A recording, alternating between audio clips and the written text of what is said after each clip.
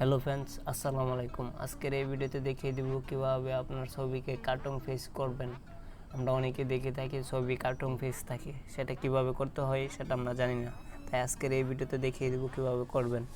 Play স্টোরে লিখে search দিবেন toned app, TOON toned app, APP app লিখে সার্চ দিবেন। তারপরে এই অ্যাপ্লিকেশনটা আসবে, তারপরে এটা ওপেন করবেন। ওপেন করার পর তারপর এমন একটা ইন্টারফেস দেখতে পারবেন। তারপরে ক্লিক করবেন এটার উপরে একটা ক্লিক করবেন। তারপরে এখান থেকে ক্রস করে দিবেন। ক্রস করে দেওয়ার পর তারপরে এটা এই ইফেক্টের উপরে ক্লিক করবেন।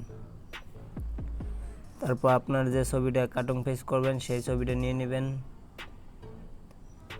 এই ছবিটা নিয়ে নিচ্ছি।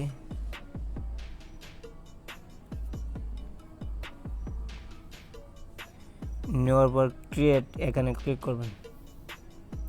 তারপর একটু লোডিং নেবে। তারপর এখান থেকে আবার ক্লোজ করে দিবেন।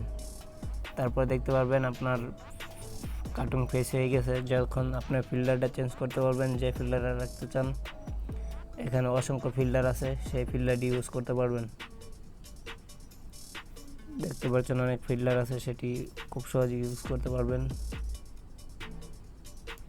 যেটা আপনি দেখে নেবেন, অনেক অসংখ্য ফিল্টার রয়েছে, সেটি আপনি খুব সহজেই দেখে ইউজ করতে পারবেন।